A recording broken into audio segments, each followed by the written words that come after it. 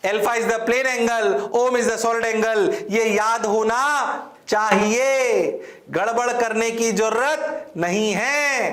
हां सर, बात तो सर आप बिल्कुल सही कह रहे हो, जोरदार कह रहे हो, मौज के साथ कह रहे हो। बोलो क्लियर?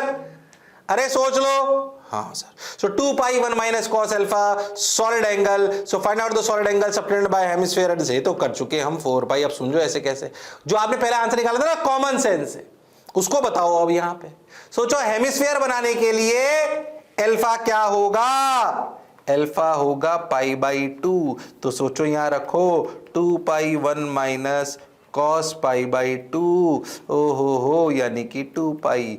क्या पहले भी आंसर यही आया था? तो हेमिस्फीयर का सॉलिड एंगल क्या आया? 2 पाई, क्योंकि उसका अल्फा होगा पाई बाई 2, आधा होगा ना। और यहां पाई बाई 2 पूरा हेमिस्फीयर बन गया। अरे हाँ सर, यानी कि जो पहले पढ़ा और जो फॉर्मूला पढ़ रहे हैं वो बिल्कुल सही है। It's a verification of formula, it's a verification of formula. Yes sir, got your point. अच्छा सोचो स्फीयर के लिए अल्फा क्या होगा, सोचो स्फीयर के लिए अल्फा क्या होगा, सोचो स्फीयर के लिए अल्फा होगा सर पाई, तो देखो 2 पाई 1 माइनस कॉस पाई, सोचो पाई क्यों होगा, पूरा आधा घूमना पड़ेगा ना तभी तो स्फीयर बनेगा पूरा। हाँ तो अच्छा कॉस पाई के लिए -1 तो 4 पाई। अरे वाह, क्या पूरे स्फीयर का सॉलिड एंगल पहले भी 4 पाई आया था, अभी भी 4 पाई आया है। हम तो पहले ही सीख गए थे कि कोई भी क्लोज सरफेस के अंदर सॉलिड एंगल 4 पाई है और बाहर 0 है। अरे हाँ सर। अच्छा देखो फिर से एक बात ध्यान समझना, कंफ्यूज मत होना। जैसे अगर तुम बहुत ध्यान से देखो तो जैसे अगर अपन स्फीयर का पार्ट लें, ध्यान देना मैं जो कह रहा हूं, देखो ये तो 4 पाई आ गया। देखो जो मैं कहना चाह रहा हूं, देखो ध्यान से, सवाल करने से पहले कुछ बातों पर ध्यान दो, समझो। मान लो कि ये ऐसे अपना ये कैप है, ठीक, ये एंगल अल्फा है, ये ऐसे। हाँ सर, बात तो सर आपकी बिल्कुल सही है सर, जोरदार है सर, मजेदार है सर। ओके ठीक है सर, ठीक है सर, बहुत बढ़िया सर, सुंदर सर, मजेदार सर। तो omega equal to 4 pi steradian, ठीक, ये अपने को समझ में आया। मैं कह रहा हूं इस कैप की बजाय अगर ये सिर्फ डिस्क होती, ये तो कैप है, अंतर समझना, कैप की बजाय अगर ये डिस्क होती सिर्फ, तो for cap and disc Om is same. अरे हाँ सर, मैं तो कह रहा हूं डिस्क भी ऐसी अंदर भी होती तब भी क्या सेम होता। अरे हाँ सर, तो समझो कैप से हमने रिलेशन प्रूफ करा है, पर उस कैप के करस्पॉन्डिंग क्या अपन डिस्क ले लें तब भी वही आंसर आएगा, छोटे डिस्क ले लें तब भी वही आंसर आ सकता है। यस और नो? हाँ सर। अरे कोन की तो कई शेप हो सकती थी ना। हाँ सर, हाँ सर। तो आप समझो जैसे ये कोन है ना, ये कैसे भी हो सकता है, ध्यान समझो। ये ऐसे अपन पहले भी कर चुके हैं, फिर से समझाता हूं मैं आपको। जैसे ये आपका अल्फा है, ठीक, और इसके करस्पॉन्डिंग ये ऐसे सॉलिड एंगल है। ओके, तो ये कैप ऐसे भी हो सकती है। अरे हाँ सर, ठीक, अगर आप बहुत ध्यान से देखो तो ये कैप ऐसे टेढ़ी भी हो सकती है। अरे हाँ सर, है ना, ये तो अपन सीख ही चुके हैं। अच्छा, ये कैप ऐसे भी हो सकती है। अरे हाँ सर, और ये कैप बेसिकली एक कैप भी बना सकती है, ऐसे टक टक टक टक टक। हाँ सर, तो अल्फा ओम इन तीनों चारों चीजें के लिए सेम है, ये बात अपने को समझ आनी चाहिए। हाँ सर, बात तो आपकी सही है, जोरदार है, मजेदार है, शानदार है। बोलो क्लियर? अरे सोच लो। हाँ सर, बिल्कुल क्लियर सर, सही लग रहा है सर, बढ़िया लग रहा है सर, जोरदार सर। आगे बढ़ जाओ, जोरदार है तो।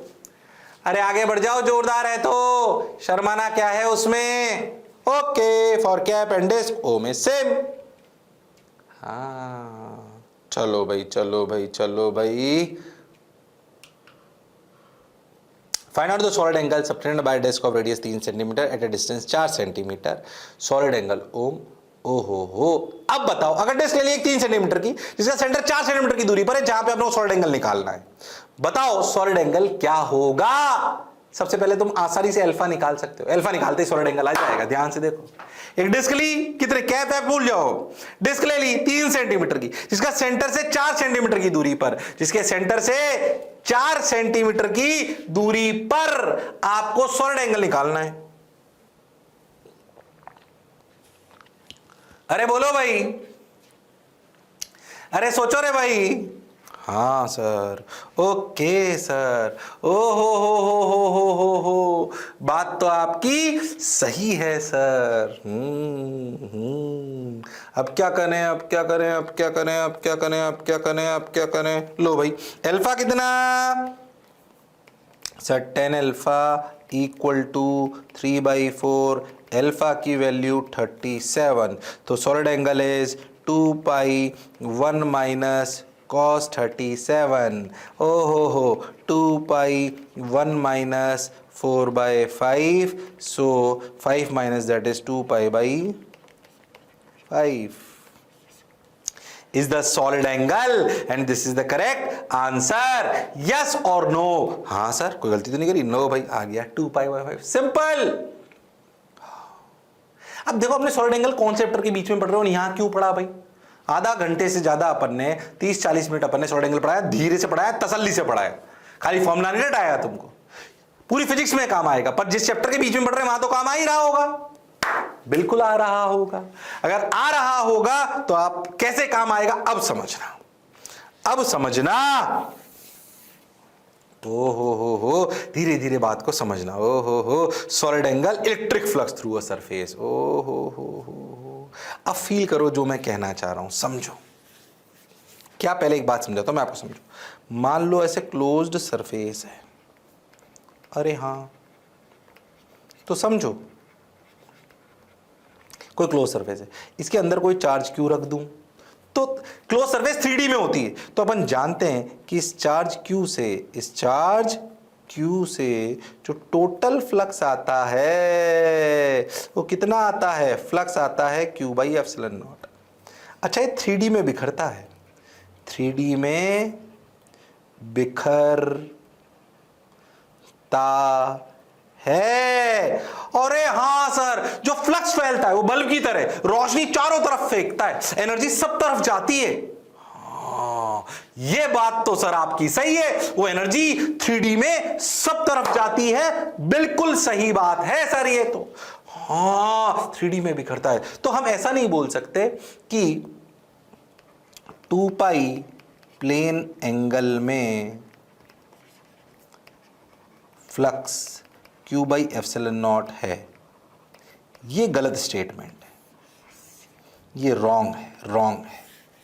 4 पाई सॉलिड एंगल में, अरे हाँ 4 पाई चारों तरफ, 4 पाई सॉलिड एंगल में फ्लक्स निकलता है Q/ε0, ये सही स्टेटमेंट है। और सिमेट्रिक निकलता है बिल्कुल, टक टक टक टक टक। अरे यस सर, तो सोचो 2 पाई पूरे 3D में क्या Q/ε0 फ्लक्स निकलता है, यानी कि बोल सकते हैं कि 4 पाई सॉलिड एंगल में, कितने में? 4 पाई सॉलिड एंगल में फ्लक्स निकलता है Q/ε0। अरे कितना निकलता है सर? Q/ε0। सबने बोला ठीक, मैंने भी बोला ठीक। ओके सर, तो 4 पाई सॉलिड एंगल में फ्लक्स निकलता है Q/ε0। Okay sir, got your point sir. अब सोचो, मैं कहूं कि ये चार्ज Q है, इससे इतने सॉलिड एंगल में कितना फ्लक्स निकलेगा, तो आप सिंपल रूल लगाओगे। क्या करोगे कि भाई 4 पाई में निकलता है Q/ε0, तो एक सॉलिड एंगल में निकलेगा Q/4πε0, तो ओम सॉलिड एंगल में निकलेगा Q/4πε0 ओम। अच्छा, अगर ओम का अल्फा से रिलेशन है तो कैसे लिख सकते हैं? Q 2 pi 1 minus cos alpha by 4πε0, तो इसने इसको मार दिया, तो Q/2ε0 1 माइनस कॉस अल्फा। तुम ध्यान से देखो तो फ्लक्स का रिलेशन प्लेन एंगल से निकल आया, सॉलिड एंगल के सफर से होते हुए चार्ज क्यू का ये क्या चीज है, चार्ज क्यू का अल्फा प्लेन एंगल में कितना फ्लक्स निकलेगा, ये वो है, क्या है ये अल्फा प्लेन एंगल में कितना फ्लक्स निकलेगा क्यू चार्ज का, ये वो रिलेशन आ गया Q by 2f0 1 minus cos alpha, solid angle के सफर से लेते हुए फ्लक्स का रिलेशन निकाल दिया प्लेन एंगल के साथ, बीच में सॉलिड एंगल भी है, तो जैसे आप समझना चाहो समझ लो, ये कहानी समझ आनी चाहिए। तो फ्लक्स, जो इलेक्ट्रिक फ्लक्स अपन पढ़ रहे थे, सो इलेक्ट्रिक फ्लक्स क्या प्लेन एंगल से रिलेट करा जा सकता है, हां, क्योंकि इलेक्ट्रिक फ्लक्स को रिलेट करा जा सकता है सॉलिड एंगल से, क्योंकि Q बाई एप्सिलॉन फ्लक्स निकलता है 4 पाई सॉलिड एंगल में। अरे कितने में निकलता है, 4 पाई सॉलिड एंगल में। और हां सर, बात तो आपकी बिल्कुल सही है सर, जोरदार सर, मजेदार sir, okay, got your point. चलो भाई, बहुत बढ़िया, बहुत सुंदर, बहुत मजा आया, ये समझ आ गया सर। उतार लो इसको, अरे उतार लो इसको, ओके, उतार लेंगे सर, कोई तकलीफ नहीं है सर। अरे आगे बढ़ जाऊं क्या, बढ़ जाओ सर। तो Q by 2f0 1 minus cos alpha, हो ये तो हम समझ गए सब। तो Q by 2f0 1 minus cos alpha आ गया अपना, हाँ सर आ तो गया सर, बिल्कुल सही लग रहा है sir. Q by 2f0 1 minus cos alpha, ये अपन ने पढ़ा, ये अपन ने निकाला। A charge Q is placed at a distance d from a disc of radius a as shown, find electric flux through the disc. बताओ, अब अगर आप याद करो ये वाला सवाल चार्ज Q का डिस्क का मैंने पहले कराया इंटीग्रेशन से, हाँ सर कराया है। इसकी शॉर्ट ट्रिक आएगी अब, सॉलिड एंगल शॉर्ट ट्रिक, ये सवाल करा चुका हूं मैं, हाँ सर करा तो चुके हो सर, बिल्कुल सही बात है सर, बिल्कुल सही बात है सर, ये सवाल आप करा चुके हो और याद कर इंटीग्रेट करके कराया था पूरा ढंग से समझा के तबीयत से, हाँ सर करा तो था सर, बिल्कुल सही बात है सर, करा था सर आपने ये। अगर करा था तो अब देखो, अब देखो वही सवाल कैसे करेंगे, सुन, क्या इस डिस्क से अगर अपन देखें तो ये एंगल अल्फा हो गया, हाँ, इस अल्फा एंगल के करस्पॉन्डिंग जो फ्लक्स निकलेगा क्या वही डिस्क से निकलेगा, हाँ, तो सिंपल फ्लक्स क्या होगा, Q by 2 epsilon naught 1 minus cos alpha. अरे हाँ, हो अल्फा कितना देखो, cos alpha is d by under root of D square plus R square. Answer ये आपने इंटीग्रेट करके निकाला था, जो आपने सॉलिड एंगल से एक लाइन में निकाल दिया, जो आपने सॉलिड एंगल से एक लाइन में निकाल दिया। देखो Q by 2f0 1 minus cos alpha समझ में आना चाहिए। ओ माई गॉड, अरे हाँ सर, ये तो वन लाइन सॉल्यूशन बन गया, अरे ये तो जादू है सर, हाँ भाई जादू ही है, बोलो क्या बात समझ आ रही है, हाँ सर समझ तो आ रही है सर, अच्छा भी लग रहा है सर, बोलो अरे आया कि नहीं आया, आ गया सर, आ गया sir. Q by 2 epsilon 1 minus d by under root of D square plus R square, सबने बोला ठीक, मैंने देख एक लाइन में आ गया, अरे आया कि नहीं आया, आ गया, आ गया तो आगे बढ़ो, ओ हो देखा आंसर आ गया, अपने सही करा क्या, लो भाई यही तो करना था, Q by 2 epsilon 1 minus D by under root of D square plus A square. ओ हो देख, बड़े बड़े सवाल फ्लक्स से छोटे हो जाते हैं। एक चार्ज Q रखा है एक सिलेंडर के सेंटर पे, देखो अच्छा, जिसकी लेंथ L है, ओके, उसका रेडियस R है, हमसे पूछा find out the electric flux through the curved surface of the cylinder. अपने से पूछा गया जो कर्व्ड सरफेस है ना, किसकी, सिलेंडर की, सिलेंडर की क्या है, जो कर्व्ड सरफेस है उससे फ्लक्स कितना होगा। अगर आप इस सवाल को जनरल तरीके से करोगे तो इंटीग्रेशन करना पड़ेगा और वो काफी लंबा जाएगा, पर अगर दिमाग चलाओगे और सॉलिड एंगल को यूज लोगे प्रॉपरली, हाँ, तो आंसर सिर्फ 2-3 लाइन में आ जाएगा। इसीलिए कह रहा हूं इंटीग्रेशन से नहीं करना, आपको डरना नहीं है, आपको दिमाग सॉलिड एंगल की तरफ चलाना है, हाँ देखो देखो देखो देखो, ओ हो, कर सकते हो तुम लोग, बताओ बताओ। अरे हाँ सर, बोलो, ट्राई करो, कर सकते हो। वो हुनर, वो काबिलियत तुम में है। अरे हाँ हाँ, 2-3 लाइन में आंसर आ जाएगा, दिमाग चलाओगे तो। आपको चार्ज क्यू की वजह से फ्लक्स बताना है कर्व्ड सरफेस से। कहां से? कर्व्ड सरफेस से। सिलेंडर है एल लंबाई का, आर रेडियस का, एल लंबाई का, आर रेडियस का। अरे हाँ मेरे लालो, मेरे पीलो, कर सकते हो तुम लोग। वो हुनर, वो काबिलियत, वो इंसानियत तुम में है। बोलो भाई।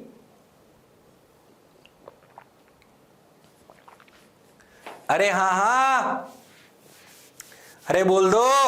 हाँ सर।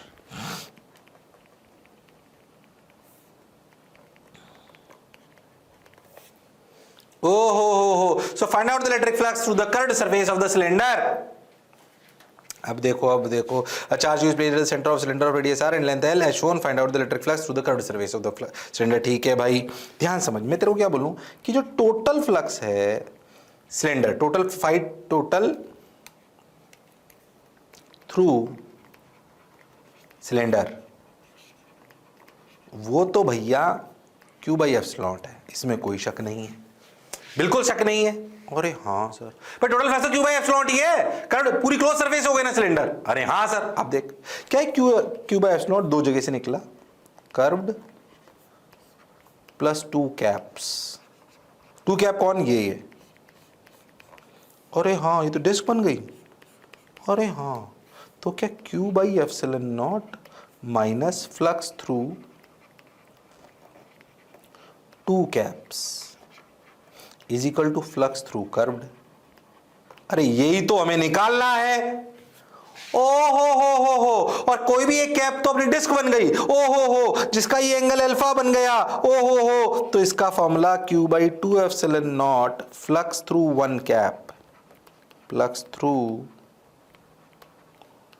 1 फ्लैट कैप, जो भी आपको मानना है, हो गया 1 माइनस कॉस अल्फा। अच्छा, कॉस अल्फा कितना? L by 2 under root of L by 2 का whole square plus R square.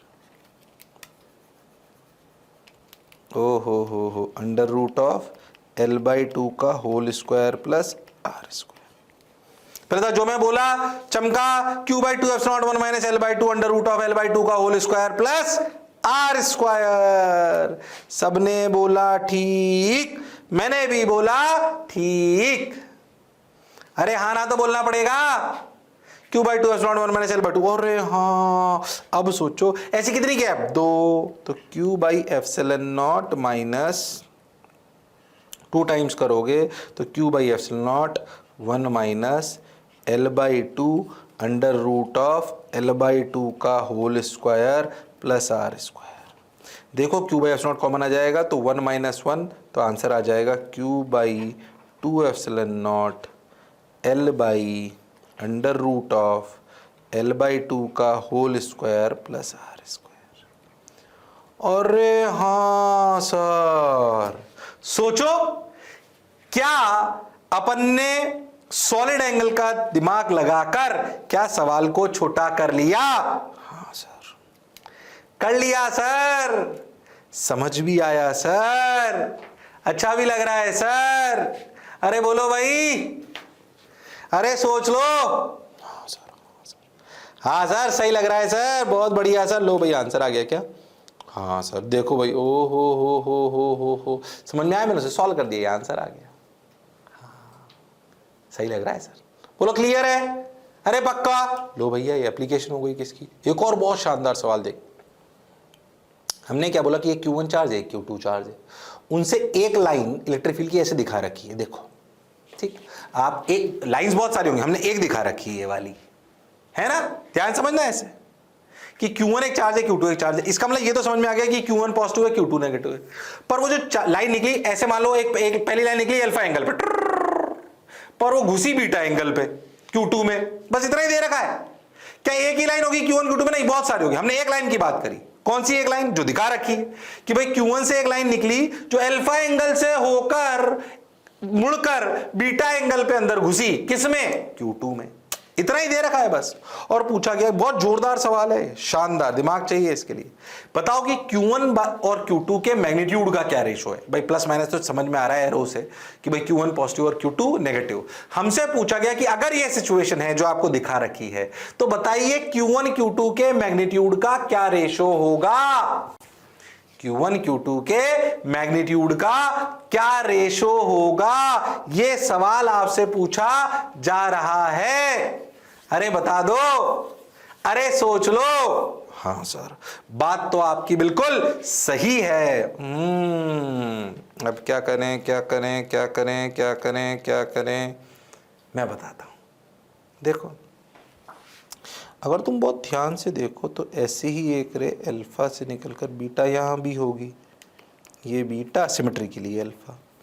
अगर तुम बहुत ध्यान से देखो तो जो इसके करस्पॉन्डिंग डिस्क होगी और जो इसके करस्पॉन्डिंग डिस्क होगी, ओ हो, तुम ध्यान से देखो, लाइन से एक दूसरे को कट नहीं कर सकती। तो जितनी लाइंस Q1 के अल्फा कोण से निकली, ध्यान से समझना, जितनी लाइंस Q1 के अल्फा प्लेन एंगल के कोण से निकली, उतनी ही लाइंस Q2 के बीटा प्लेन एंगल के कोण में घुसी। फिर से सुन, क्योंकि लाइन से एक दूसरे कट तो कर नहीं सकती। ऐसा तो हो नहीं सकता कि कोई लाइन ऐसे अंदर से घुस के बाहर निकल जाए। लाइन तो electric field lines never cut each other. और यहां तो क्या समझे थे, Q1 के अल्फा प्लेन एंगल के कोण से जितनी लाइंस निकली, मतलब जितना फ्लक्स निकला, उतनी ही लाइंस Q2 के बीटा प्लेन एंगल के कोण में घुसी। अरे हाँ, मतलब उतना ही फ्लक्स घुसा। मतलब Q1 के अल्फा प्लेन एंगल में जो फ्लक्स निकला वह बराबर है Q2 के बीटा प्लेन एंगल में जो फ्लक्स घुसा। अरे हाँ सर, यह बात लॉजिकली सही है। अब Q1 के अल्फा प्लेन एंगल में कितना फ्लक्स निकला वो कैसे लिखेंगे? Q1/2 epsilon naught 1 minus cos alpha. और Q2 में कितना घुसा? Q2/2 मैग्नीट्यूड लिख रहे हैं सिर्फ, Q2 1 माइनस कॉस बीटा। अरे हाँ, तो 2 एप्सिलॉन को मार दिया, Q1/Q2 का मैग्नीट्यूड, सिंपल आंसर आ गया 1 minus cos beta upon 1 minus cos alpha. Oh my god, answer आ गया आपके सामने। तो Q1/Q2 का रेशो आया 1 माइनस। अब सोचो, जबरदस्त सवाल है, दिमाग वाले ही इसे कर सकते हैं। लो भाई, 1 minus cos beta upon 1 minus cos alpha. क्या कहानी समझ आई है?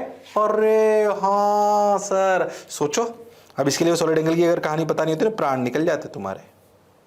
हाँ सर, ये बात तो आप सही कह रहे हो, जोरदार कह रहे हो, मौज के साथ कह रहे हो।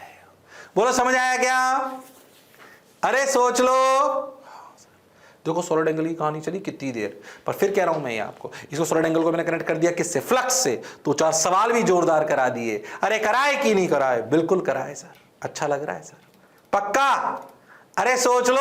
हाँ सर, हाँ सर, अच्छा लग रहा है सर, बहुत बढ़िया सर, मजा आया। तो पूरी कहानी थी किस चीज की? सॉलिड एंगल की। किसकी थी? सॉलिड एंगल की। सॉलिड एंगल, और उसको कैसे रिलेट करा जाता है? फ्लक्स के साथ। अब हमारी कहानी धीरे धीरे और अच्छी होती जा रही है।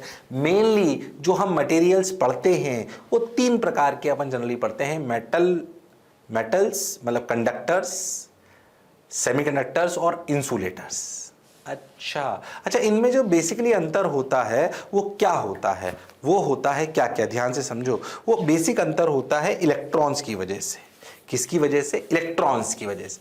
तो कंडक्टर, सेमीकंडक्टर और इंसुलेटर।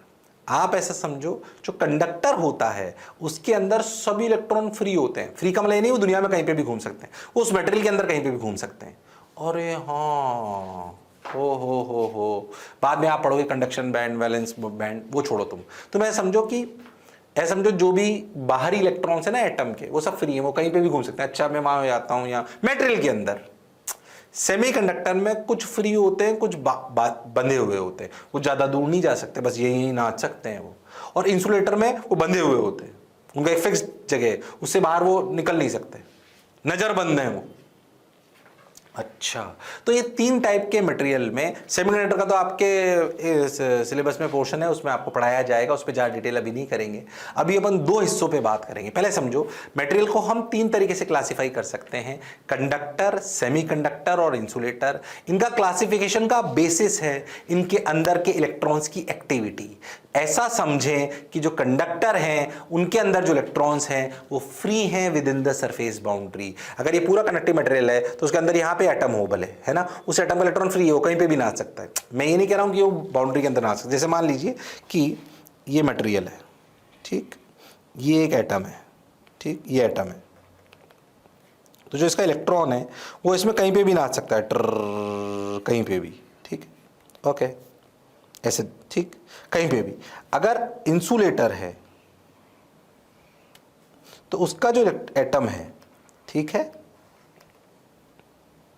उसका जो इलेक्ट्रॉन है वो ऐसा समझो यही बाउंडेड है, वो बाउंडेड बस इसी एरिया में, एटम के इर्द गिर्द, वो और कहीं नहीं जा सकता। इस इलेक्ट्रॉन सब जगह ना आ सकता है। और सेमीकंडक्टर इन दोनों का मैच है, मिक्स, कुछ इधर कुछ इधर, तो कुछ इलेक्ट्रॉन फ्री होंगे, कुछ नहीं होंगे। इंसुलेटर में सब बाध्य होंगे, कंडक्टर में सब फ्री होंगे, आप ऐसा समझो। अच्छा, कंडक्शन इलेक्ट्रॉन्स जिनको बाद में बोलेंगे, अरे हाँ ना बोलो भाई। और सेमीकंडक्टर में कुछ ऐसे और कुछ वैसे, कुछ ऐसे और कुछ वैसे। क्या मेरी बात क्लियर है? हाँ सर।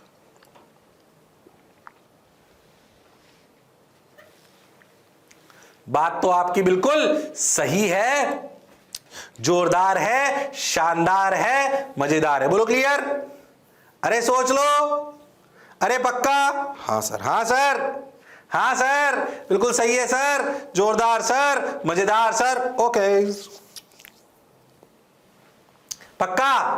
अरे गारंटीड? हाँ सर, ऐसा क्लियर है अपने को। तो material, conductor, semiconductor, insulator, clear sir, बहुत बढ़िया सर। अब क्या करें सर? करते चले, बढ़ते चले, देखो रे भाई, वाह रे भाई, आओ रे भाई। All electrons are bounded, some electrons are free and some are bounded, all electrons are free। ये क्लासिफिकेशन हुआ भैया कंडक्टर, सेमीकंडक्टर और इंसुलेटर का। ठीक सर, ठीक सर। हमें बेसिकली सही बताएं तो हम कंडक्टिंग और नॉन कंडक्टिंग इस चैप्टर में 2 ही चीज पढ़ेंगे। सेमीकंडक्टर का तो पूरा एक चैप्टर ही अलग है।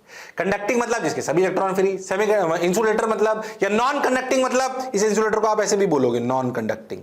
जब भी बोले ना नॉन कंडक्टिंग तो सेमीकंडक्टर नहीं समझना है, क्या समझना है? इंसुलेटर। तो 2 टाइप के मटेरियल आप पढ़ोगे बेसिकली, कंडक्टिंग और नॉन कंडक्टिंग। कंडक्टिंग वो जिनके इलेक्ट्रॉन्स फ्री हैं with in the surface boundary, non conducting वो जिनके इलेक्ट्रॉन्स बाउंडेड हैं। जहां है मटेरियल में वहीं रहेंगे, घूमने नहीं जा सकते वो। बोलो क्लियर है? हाँ सर। अरे पक्का? अरे सोच लो। हाँ सर, ये बात अपने को समझ आई। देखो प्रॉपर्टीज, इलेक्ट्रॉन्स कहीं पे भी घूम सकते हैं, देखो घूम रहे ना।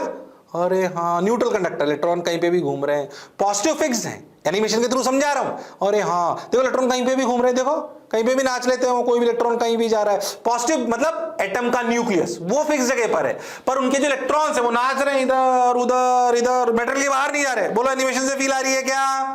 हाँ सर, एनिमेशन बनवाते हैं इसलिए कि थोड़ी फील आए, जो मैंने बोला उसको और अच्छे से समझ आए। अरे हाँ सर, देखो, हाँ हाँ हाँ हाँ। So all the electron in conduction band. ये कंडक्शन बैंड अभी तुम परेशान मत हो, तुम जब, हालांकि डेफिनेशन लिख लीजिए, all the electron in conduction band are free to move. तो कंडक्शन बैंड क्या होता है उसकी बात हो रही है, सारे इलेक्ट्रॉन कंडक्शन बैंड वाले, उस पर भी मत परेशान हो, वो सेमीकंडक्टर में पढ़ोगे तो तुम्हें समझ में आएगा वो अंतर, अभी नहीं। अभी समझो, all the electrons are free to move, within the surface boundary, within the surface boundary. घबराने की शर्माने की बिल्कुल जरूरत नहीं है। Okay sir, got your point sir, बात समझ आई सर, अच्छा भी लगा सर, बहुत बढ़िया सर। ठीक भाई, ठीक है भाई, अच्छा लग गया सर, आ जाओ आ जाओ आ जाओ। अब देखो, ओहो, अब एक्चुअली हुआ क्या, इस कंडक्टर पे अपन सबसे पहले पढ़ेंगे। अब देखो हुआ क्या, आप ऐसा समझो कि अगर मैं इस कंडक्टर पर, अच्छा तुम ध्यान समझो, तो अगर नॉन कंडक्टिंग लोगे तो ऐसे इलेक्ट्रॉन घूम नहीं देंगे, आजू बाजू ही होंगे। अच्छा समझो, ऐसा फील करो कि अगर मैं इस कंडक्टर पे एक इलेक्ट्रिक फील्ड लगा दूं, देखो इलेक्ट्रिक फील्ड लगा दूं, अगर मैं इलेक्ट्रिक फील्ड लगा दूं, अगर मैं इलेक्ट्रिक फील्ड लगा दूं तो क्या होगा, अगर मैं इलेक्ट्रिक फील्ड लगा दी, लो भाई, तो देखो पॉजिटिव एक तरफ इकट्ठे हो गए, नेगेटिव एक तरफ इकट्ठे हो गए। ऑल्दो एग्जैक्टली ऐसा नहीं होता है ना, ये पॉजिटिव तो वहीं रहते हैं। थोड़ा एग्जैक्टली कैसे होता है मैं आपको बताता हूं, समझ जाओ, थोड़ा सा फील करना। अगर मैं इलेक्ट्रिक फील्ड लगा दूं तो सोचो, माइनस तो यहाँ दौड़ दौड़ के आ ही जाएंगे, माइनस में कोई दिक्कत नहीं है, आप समझो। तो यहाँ plus plus plus plus plus plus plus plus plus, वो प्लस प्लस प्लस वहीं थे, पर हुआ क्या आप समझो, एक इफेक्टिव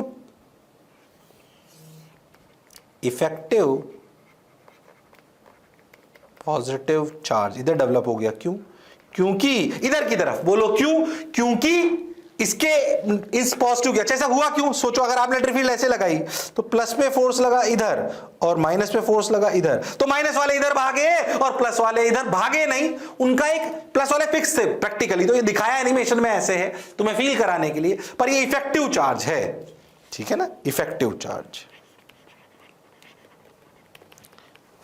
अरे हाँ, तो तुम तो ऐसा मान सकते हो कि पॉजिटिव उधर भाग गए, परेशान मत हो, उससे मानने में तुम्हें कोई तकलीफ नहीं होगा, तो तुम तो ऐसा मान लो, पर प्रैक्टिकली बता रहा हूं होता क्या है, प्लस वहीं रहता है, एटम्स तो फिक्स्ड है ना, न्यूक्लियस तो, हाँ, पर इफेक्टिव पॉजिटिव चार्ज इधर आ जाता है। क्यों? क्योंकि इधर वाले सभी पॉजिटिव नेगेटिव इधर भाग जाते हैं, तो उधर इफेक्टिव पॉजिटिव चार्ज आ गया, इधर नेगेटिव आ गया। क्यों भागे नेगेटिव इधर? क्योंकि इधर इलेक्ट्रिक फील्ड थी, इधर इलेक्ट्रिक फील्ड थी, तो भैया नेगेटिव इधर भागे और पॉजिटिव इधर भागे।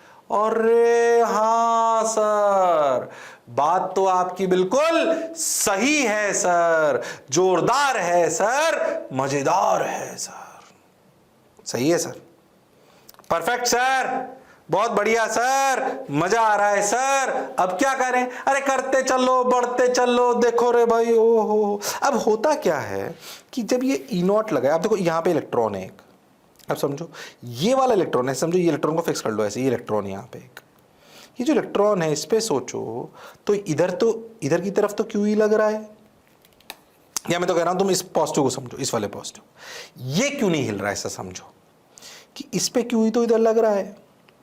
अरे हाँ, पर सोचो न्यूट्रल कंडक्टर पे हमने इलेक्ट्रिक फील्ड लगाई, क्या हो रहा है समझो, क्यू इधर लग रहा है, तो ये भाग क्यों नहीं रहा, आप ऐसा समझो। सोचो इस प्लस और इस माइनस की वजह से क्या एक इलेक्ट्रिक फील्ड इधर जनरेट हो गई, इसे कहते हैं ई इंड्यूस्ड। ये इलेक्ट्रिक फील्ड क्यों आई पहले बताओ? क्योंकि इधर प्लस चार्ज इधर माइनस चार्ज अगर हो गया तो अंदर ही अंदर एक इंड्यूस्ड इलेक्ट्रिक फील्ड जनरेट हो गई। इंड्यूस क्यों? क्योंकि एक्सटर्नल फील्ड लगाने की वजह से चार्जेस इंड्यूस हुए, इधर प्लस इधर माइनस। और हाँ, बेसिकली हम धीरे धीरे कंडक्टर की प्रॉपर्टीज पढ़ रहे हैं, ये सुपरबली इंपॉर्टेंट हैं, ये सुपरबली इंपॉर्टेंट है, घबराने की शर्माने की जरूरत नहीं है। ओके, तो अगर हम एक कंडक्टर पर इलेक्ट्रिक फील्ड लगा दें तो इधर पॉजिटिव चार्ज आ जाएगा, इधर नेगेटिव आ जाएगा, उन्हें हम बोलेंगे इंड्यूस्ड चार्जेस। क्या बोलेंगे? Induced charges. नेचुरल बिहेवियर से उन्होंने अपने आप को चेंज करा, due to external electric field. अरे हाँ, हम पहले हम बात समझे, फिर से आपको बताता हूं। मेटल के तीन हिस्से, कंडक्टर, सेमीकंडक्टर, इंसुलेटर। कंडक्टर में सभी फ्री, सेमीकंडक्टर में कुछ फ्री कुछ बाद दिए, इंसुलेटर में सब बाद दिए। अब हम पढ़ने लग गए कंडक्टर की प्रॉपर्टीज को, जिसमें सारे इलेक्ट्रॉन फ्री होते हैं। उस पर अगर एक इलेक्ट्रिक फील्ड लगाई जाए तो इधर इफेक्टिव पॉजिटिव चार्ज आ जाएगा, इधर नेगेटिव इकट्ठे हो जाएंगे। इस इफेक्टिव पॉजिटिव चार्ज और नेगेटिव चार्ज की वजह से को बोलेंगे हम इंड्यूस्ड चार्जेस। उन इंड्यूस्ड चार्जेस की वजह से इलेक्ट्रिक फील्ड हायर से लोअर इधर इंड्यूस हो जाएगी। अरे हाँ, अब सोचो, जो ये कब तक होता रहेगा ऐसा इंड्यूस, जब तक ये इंश्योर ना हो जाए कि अब जो इलेक्ट्रॉन्स हैं अंदर, ऐसा कोई भी इलेक्ट्रॉन मान लो, ये इलेक्ट्रॉन, इस पे जो इधर लग रहा है ई और जो इधर लगा ई इंड्यूस्ड, अरे हाँ, ये ई नॉट और ये ई इंड्यूस ये बराबर ना हो जाए, क्योंकि जब तक ये बराबर नहीं होगा इलेक्ट्रॉन इधर भागते रहेंगे और पॉजिटिव इफेक्टिव इधर आता रहेगा। तो जब तक इफ इंड्यूस चार्जेस की वजह से फ्री इलेक्ट्रॉन पर, बचे हुए फ्री इलेक्ट्रॉन पर नेट फोर्स जीरो नहीं हो जाएगा, अरे हाँ सर, तब तक ये दौड़ते रहेंगे। सोचो तो आखिरी में क्या ई नेट अंदर जीरो बचेगा। So E net equal to zero equal to E external plus E induced. अरे हाँ सर, ऐसा होना आवश्यक है, ऐसा होना आवश्यक है। बोलो क्यों? ऐसा होना क्यों आवश्यक है? बोलो। क्योंकि अगर नेट इलेक्ट्रिक फील्ड अंदर जीरो नहीं होगी तो इलेक्ट्रॉन दौड़ेंगे और तब तक दौड़ेंगे और इफेक्टिव पॉजिटिव और नेगेटिव चार्ज क्रिएट करते रहेंगे इंड्यूस्ड, जब तक नेट इलेक्ट्रिक फील्ड अंदर जीरो ना हो जाए, क्योंकि अगर रह जाएगी तो फिर दौड़ेंगे। अच्छा, ये होने में कोई समय नहीं लगता, इलेक्ट्रॉन बहुत 9.1 × 10⁻31 kg हल्के से हैं। जैसे इलेक्ट्रिक फील्ड लगाओगे एस्टैब्लिशमेंट हो जाएगा और and these induced charges will make sure that net electric field inside the conductor is zero. ओ हो। So what will happen when we apply a electric field to a neutral conductor? What will happen to a neutral conductor when we apply electric field to it? क्या होता है कि electrons arranges in such a way, that is induced charges, electrons arranges in such a way that net electric field inside a conductor is zero। क्योंकि अगर ऐसा नहीं होगा, क्योंकि अगर ऐसा नहीं होगा तो भाइयों बहनों इलेक्ट्रॉन दौड़ेगा, क्योंकि वो फ्री है और तब तक दौड़ेगा जब तक कि नेट इलेक्ट्रिक फील्ड जीरो ना हो जाए, जब तक कि नेट इलेक्ट्रिक फील्ड जीरो ना हो जाए। हां सर, बात तो आपकी बिल्कुल सही है सर। अरे बोलो भाई, अरे सोच लो। हाँ सर, फिर से सुन, क्या प्रॉपर्टी है कि if you apply a electric field to a neutral conductor then charges arrange themselves in such a way that net electric field inside the conductor is zero, that is E external plus E induced equal to zero। ये होना compulsion है, क्योंकि अगर ऐसा नहीं होगा तो free electron दौड़ेंगे और तब तक दौड़ेंगे जब तक ये सिद्ध ना हो जाए। ऐसा इंसुलेटर में यानी कि नॉन कंडक्टिंग में नहीं होता, क्योंकि वहां पे इलेक्ट्रॉन फिक्स्ड होते हैं। अच्छा, ये होने में कोई समय भी नहीं लगता। This process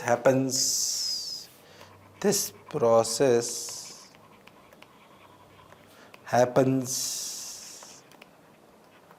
almost instantaneously.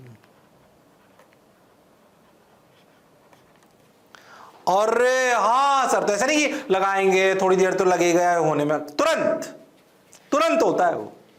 अच्छा, क्या मेरी बात क्लियर है? अरे सोच लो।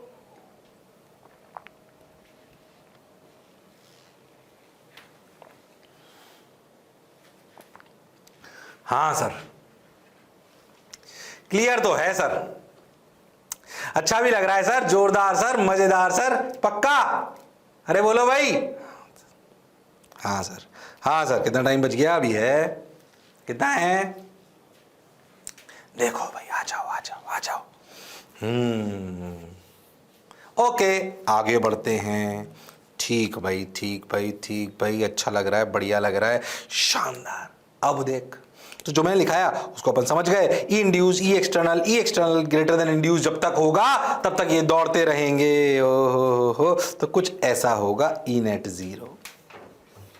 फिर मैं कह रहा हूं ये इफेक्टिव चार्ज है ना? कैसा है? Effective charge. तो जो नेगेटिव पे चार्ज बचेगा वो इधर ई इंड्यूस्ड, ई नॉट, और ये ई induced.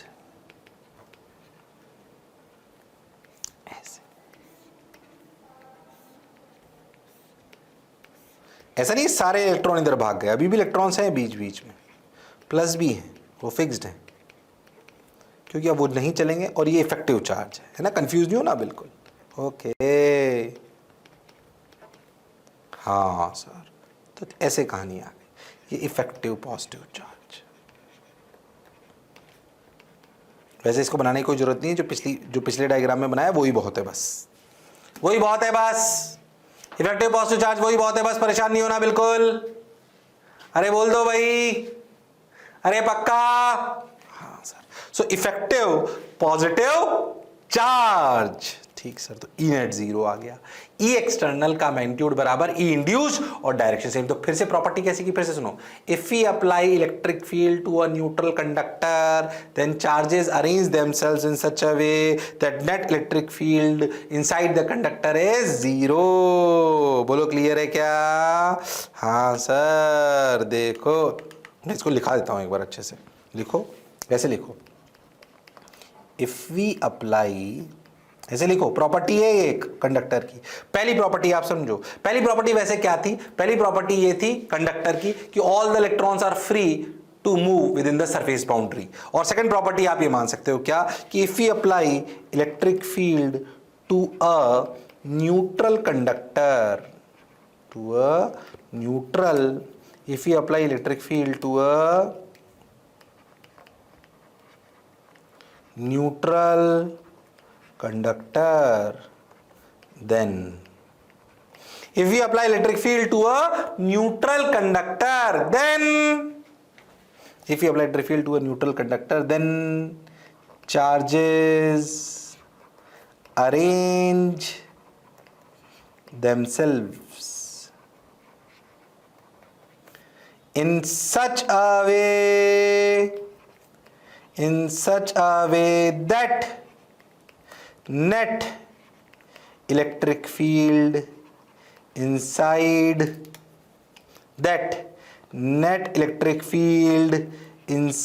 the conductor is zero। ओहो, ये सेकंड प्रॉपर्टी आप मान सकते हो। पहली क्या थी? कि all the electrons are free to move within the surface boundary. All the electrons are free to move within the surface boundary. और second क्या है? कि if we apply electric field to a neutral conductor, then charges arrange themselves in such a fashion that net electric field inside the conductor is zero। अरे हाँ sir, तो conducting material जहां भी होगा वहां पे नेट इलेक्ट्रिक फील्ड जीरो हो जाएगी, क्योंकि अगर जीरो नहीं होगी तो चार्जेस दौड़ेंगे। और कब तक दौड़ेंगे? जब तक कि नेट इलेक्ट्रिक फील्ड जीरो ना हो जाए।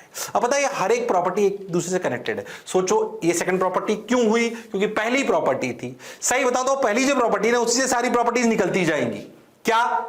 ये वाली बात याद कर कि all electrons are free to move within the surface boundary. तो भैया फिर अपन समझ गए कि अगर फ्री है तो भैया चार्जेस दौड़ेंगे इलेक्ट्रिक फील्ड लगाने पर, और तब तक दौड़ेंगे जब तक नेट इलेक्ट्रिक फील्ड जीरो ना हो जाए। हाँ सर। अब सोच, तीसरा भी इससे, पहली से दूसरी आई, अब दूसरी से देख तीसरी आएगी। क्या कंडक्टर में हर जगह इलेक्ट्रिक फील्ड जीरो है? हाँ सर।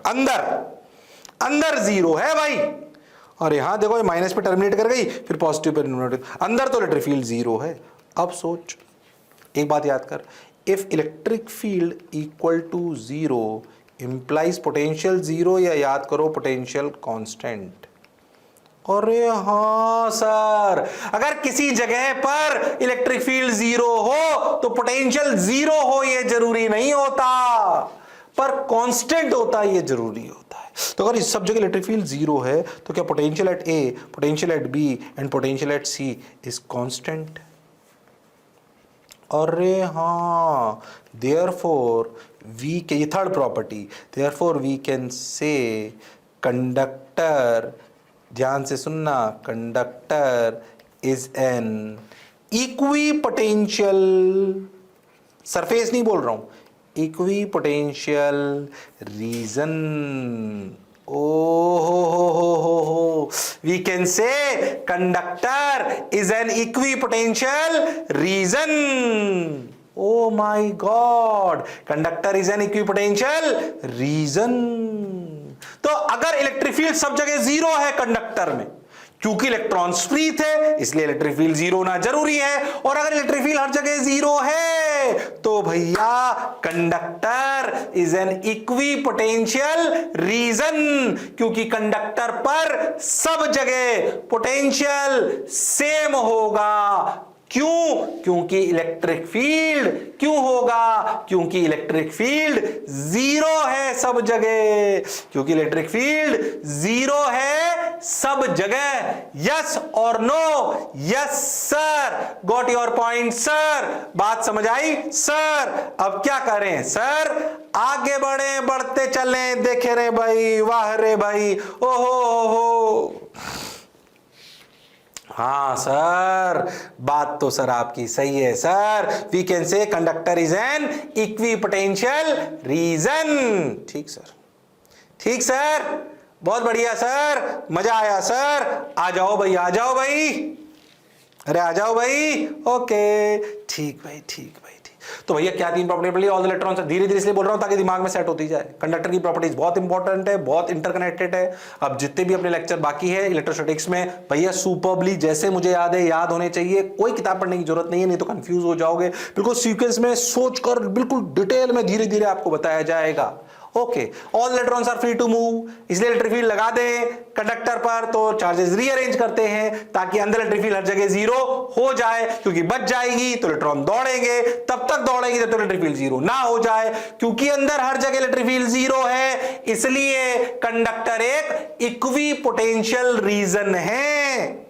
ओ हो, बात तो सर आपकी बिल्कुल सही है, ये तो सर हम समझ गए। ओ हो। अच्छा, एक और बात ध्यान से सुन, याद कर, क्या इक्वी पोटेंशियल सरफेसेस से लाइंस परपेंडिकुलरली निकला करती थी? अरे हाँ सर, तो घुसती भी परपेंडिकुलरली थी। तो याद रखें एक और प्रॉपर्टी, फोर्थ प्रॉपर्टी क्या? लाइंस टर्मिनेट और ओरिजिनेट। देखो पॉजिटिव से लाइंस निकली कंडक्टर में और नेगेटिव में घुसी, हाँ, तो लाइंस टर्मिनेट और ओरिजिनेट परपेंडिकुलरली फ्रॉम कंडक्टर। ओ हो, लाइंस टर्मिनेट और ओरिजिनेट परपेंडिकुलरली फ्रॉम कंडक्टर। ओ हो, चौथी प्रॉपर्टी हो गई क्या? इलेक्ट्रॉन्स फ्री, इलेक्ट्रिक फील्ड अंदर zero, potential constant, lines are perpendicular. चार हो गई, चार हो गई, अरे चार हो गई, अरे बोलो भाई, अरे सोच लो। हाँ सर, बात तो सर आप सही कह रहे हो सर, बढ़िया कह रहे हो सर, जोरदार कह रहे हो सर, समझ भी आ रही है सर। चार प्रॉपर्टी फिर से, इलेक्ट्रॉन्स फ्री, अंदर इलेक्ट्रिक फील्ड जीरो, अंदर इलेक्ट्रिक फील्ड जीरो, इसलिए पोटेंशियल कांस्टेंट और lines perpendicular to the conductor. हाँ सर, हाँ सर, बात तो बिल्कुल सही है सर। ठीक, समझ गए साहब, समझ गए भाई, परपेंडिकुलरली। ओ हो। एक एग्जामिनेशन में सवाल आया, कंप्यूटर एग्जामिनेशन में, आपको बताना है। उन्होंने बोला कंडक्टर में अगर इलेक्ट्रिक फील्ड लगाएं, ई आई कैप, एक्सटर्नल इलेक्ट्रिक फील्ड ऐसी है, ई आई कैप कांस्टेंट, और ये कंडक्टर है स्फेरिकल, आप ऐसा समझो स्फेरिकल कंडक्टर है, तो उस पे लाइंस का डायग्राम कौन सा सही होगा? ए बी सी डी, 4 लाइनें आपको दे रखी है, कौन सी लाइन का डायग्राम सही होगा? अगर एक कंडक्टर पे इलेक्ट्रिक फील्ड लगा दें, अब उसके आजू बाजू इलेक्ट्रिक फील्ड लाइंस बनाई गई, उनकी इलेक्ट्रिक फील्ड लाइंस का डायग्राम कौन सा सही होगा? कौन सा ऑप्शन सही होगा? A B C D. पहले आंसर बताओ, फिर मैं फील कराऊंगा कौन सा आंसर सही होगा। आप फिर से सवाल सुने, कांस्टेंट इलेक्ट्रिक फील्ड लगाई, ई कैप, उसमें कंडक्टर रख दिया, तो कंडक्टर के अंदर तो इलेक्ट्रिक फील्ड 0 होती है। तो जो लाइंस का डायग्राम होगा वो किस प्रकार का होगा? वो किस प्रकार का होगा? बोलो भाई, उसका ऑप्शन पूछा गया है आपसे।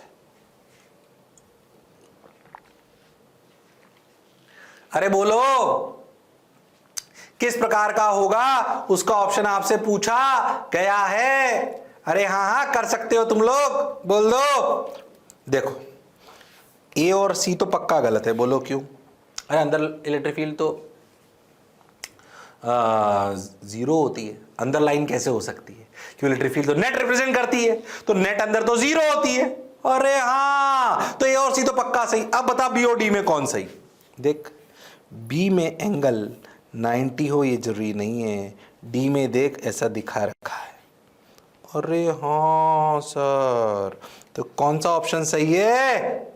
कौन सा ऑप्शन सही है? डी। बी और डी में अगर किसी ने ए और सी में से आंसर लगाया तो उसका मैं कुछ नहीं कर सकता। भाई साहब इतनी देर से बता रहा हूं, अंदर इलेक्ट्रिक फील्ड 0 होती है। बी और सी डी में कौन सही होगा? डी। बोलो क्यों? क्योंकि अंदर जो भी लाइंस घुसती हैं और जो बाहर आती हैं वो परपेंडिकुलरली आती जाती हैं, वो परपेंडिकुलरली आती जाती हैं। हां सर, इसलिए डी सही है, इसलिए डी सही है। अरे बोलो भाई, आया कि नहीं आया? आया सर, आया सर, अच्छा लग रहा है सर, बहुत बढ़िया सर। अरे हाँ ना तो बोल दो। हाँ सर, हाँ सर, हाँ सर, सही सा लग रहा है सर, बढ़िया लग रहा है सर, तो आगे बढ़ जाओ। देखो मैं इसको थोड़ी और फील कराता हूँ। देख इसका, देख ऐसे कंडक्टर रखा कांस्टेंट इलेक्ट्रिक फील्ड में, देख ऐसे चार्ज इंड्यूस हुए, देख डिस्टॉर्ट हो रही है इलेक्ट्रिक फील्ड लाइंस, डिस्टॉर्ट हो रही हैं इलेक्ट्रिक फील्ड लाइंस। और हाँ sir, minus plus minus plus, ओ हो, देखो फिर से देख एक बार डिस्टॉर्शन देख। हाँ देख, ये देख अब आएगी ये, अरे क्यों नहीं आया ये? हाँ देख ये आया, देख डिस्टॉर्ट हो रही हैं और ऐसे बनी लाइंस, ये रियल लाइंस डायग्राम है कंडक्टर का। देख इधर इंड्यूस हो गए प्लस, इधर इंड्यूस हो गए minus.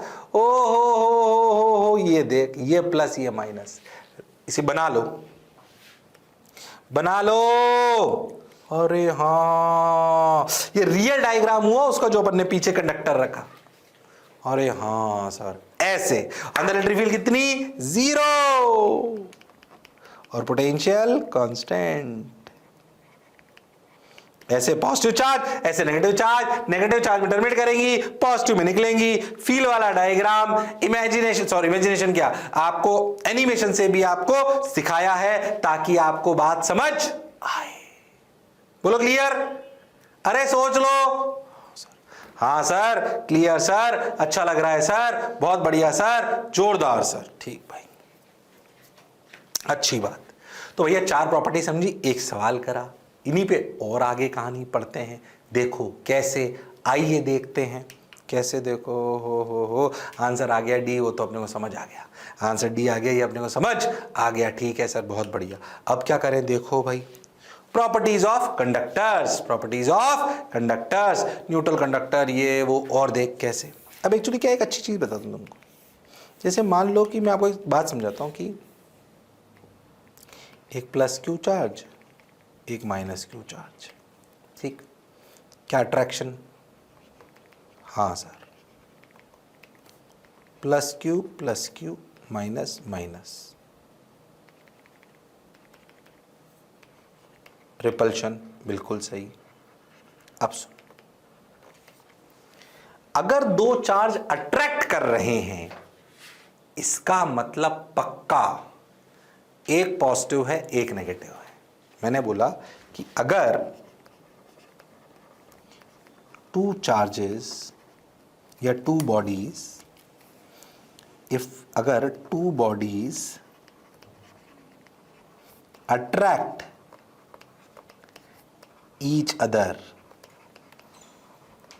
implies one is positive and one is negative,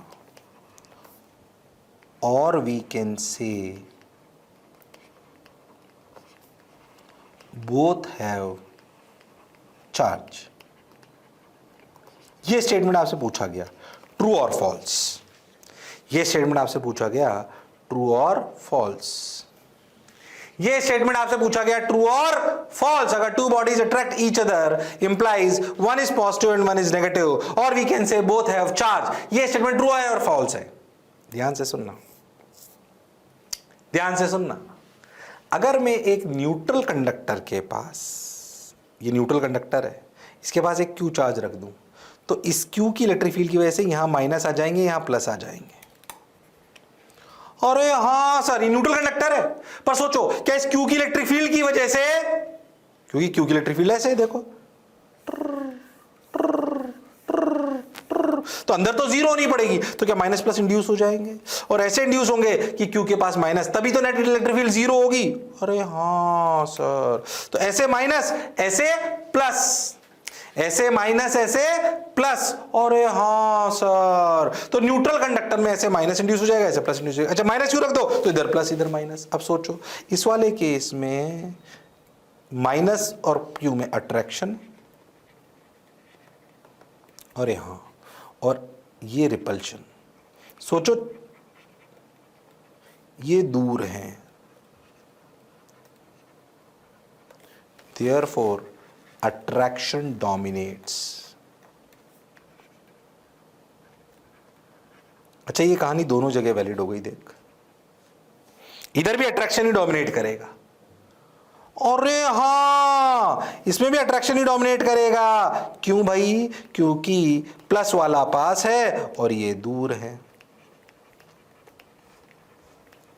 अरे हाँ, अब सोचो क्या इस Q के पास अगर न्यूट्रल कंडक्टर रख दो तो न्यूट्रल कंडक्टर इसके पास खिंच जाएगा, यानी कि अट्रैक्शन हो जाएगा, यानी कि अट्रैक्शन हो जाएगा, यानी कि अट्रैक्शन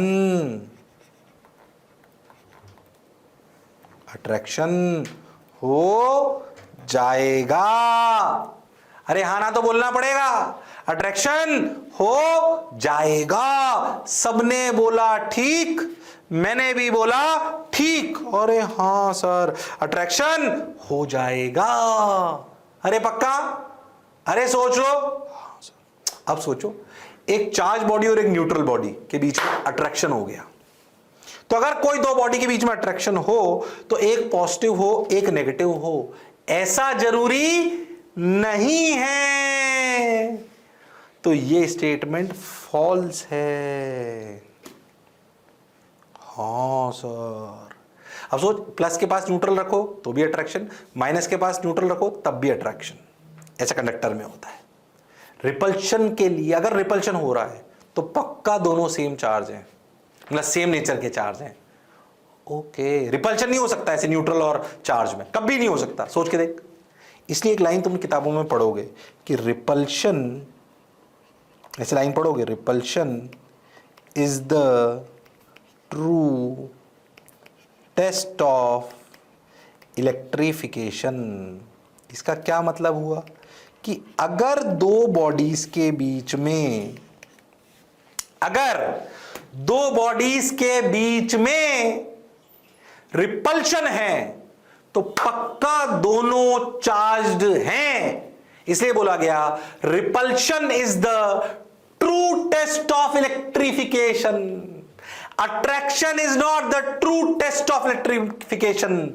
मींस दो बॉडी के बीच में अगर अट्रैक्शन है तो दोनों चार्ज्ड होंगी, ऐसा जरूरी नहीं है, ऐसा जरूरी नहीं है। ओ हो, क्या ये कहानी समझ आई है? हाँ सर, समझ तो आई है। So which is the true test of electrification? Repulsion. अगर दो बॉडीज के बीच में रिपल्शन है तो पक्का दोनों चार्ज हैं, पर अगर अट्रैक्शन है तो हो सकता है दोनों चार्ज हो सकता है ना भी हो। अभी ये खत्म नहीं हुई कहानी, यहीं से फिर कनेक्ट करूंगा। अगला लेक्चर और जबरदस्त होगा, शानदार होगा। क्या मेरी बात क्लियर है? अरे सोच लो। हाँ सर, तो अगले टर्न पर फिर मिलते हैं इसी जोश और जुनून के साथ। तब तक लड़ते रहिए पर पढ़ते रहिए, मास्टर की बात सुनते रहिए। See you, sayonara, take care, bye bye.